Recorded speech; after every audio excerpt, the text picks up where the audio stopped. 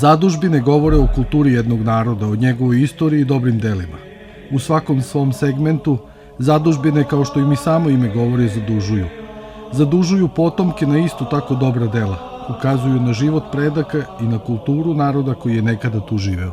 Od Stefana Nemanje do kralja Milutina, od Ilije Kolarca do Obrenovića i Karađorđevića, zadužbine su ostavljali vladari, trgovci i industrijalci, ministri, profesori, oficiri, vladike, političari, manastiri Studenica, Žiča, Sopoćani, Mileševa, Visoki Dečani, Sveti Prohor Pčinjski, Gračanica, Manasija, Piva, Kovilj, Krušedol, Hopovo i tako u nedogled.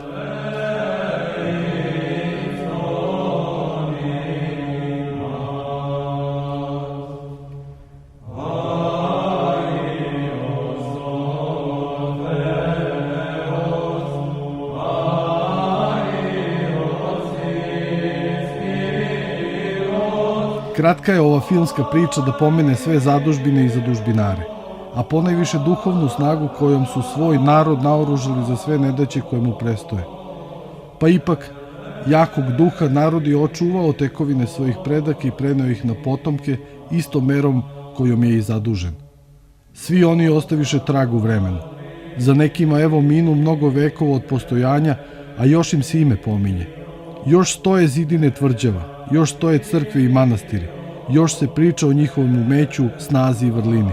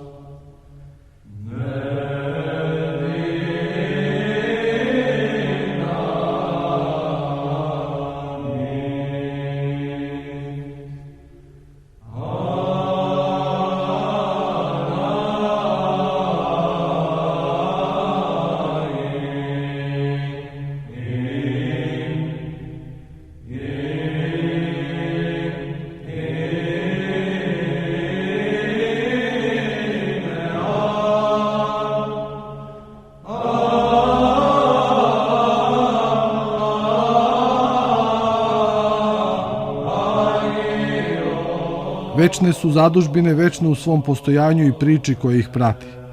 Kao da su zidine tih zdanja zidane duhom tog vremena. Čvrste i večne, ostavljene nama, njihovoj deci na čast i slavu srpskog naroda i slavnu istoriju. Ali nisu samo hramovi i tvrđave zadužbine.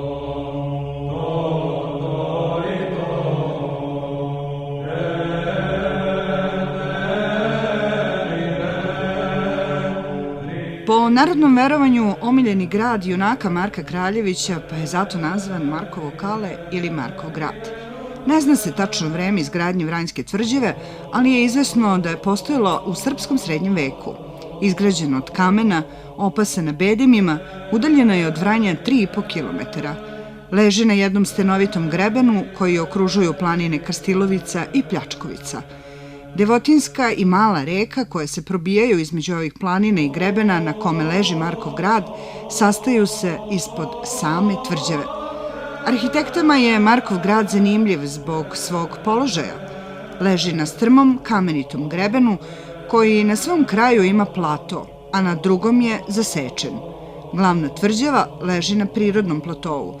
Od nje vodi ivicom grebena dug zid koji se na kraju završava kulom.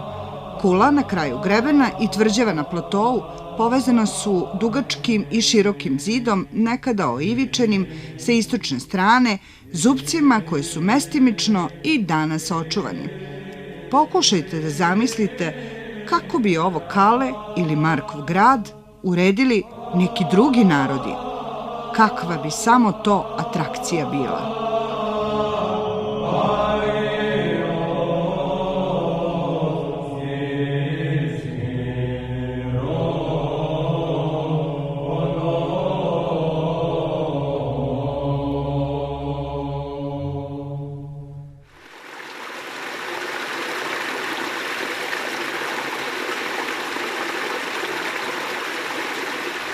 Na samom obronku Markovog kaleta, nekoliko desetina metara niže, nalazi se jedna druga zadužbina.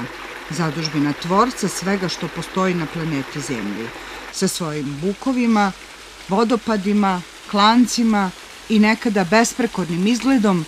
Ova zadužbina napajala je grad vodom, oko koje su se vremenom nizale kuće, a deca se kupala. Ovo omiljeno vranjsko izletište za sve generacije nudilo je vekovima netaknutu prirodu. Bilo je skrovište mladih, zaljubljenih parova i idealan teren za nepopravljive avanturiste.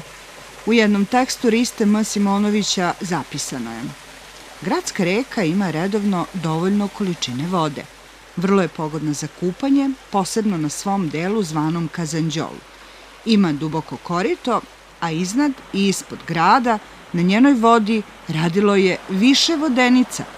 U međuratno vreme, na severnoj strani grada, uzimanjem vode iz ove reke, punjena su 2 kupatila bazena u kojima su se mladi ljudi za vreme toplih dana kupali.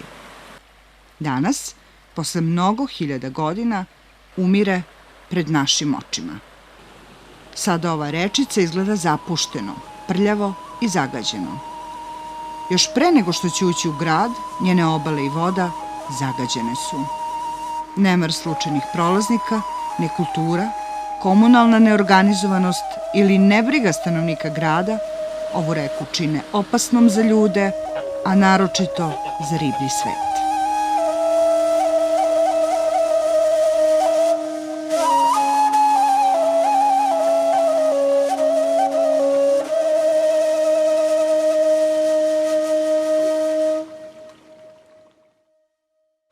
U posljednjih 20 godina zagadili smo obe reke koje protiču kroz Vranje još pre nego što je ova priča stigla do grada. Pametni jesmo, bistri, perspektivni, bogati. Živimo lagodno, opušteno i imamo sve što nam treba. Živimo u takvom luksuzu da nam u svakom domu izvire voda. Da su nam kočije sve lepše od lepših i udobnije od udobnijih. Odeću imamo viška, a hrane u izobilju. Za bilo kog našeg pretka, običnog seljaka, ratnika ili vladara, današnje vreme i naš današnji život je blagostanje. Pa zašto smo onda destruktivni prema svemu što nas okružuje? Zašto dovodimo u pitanje opstanak budućih generacija? Gde nam je plemeniti duh predaka utkan u svaki kamen naših zadužbina?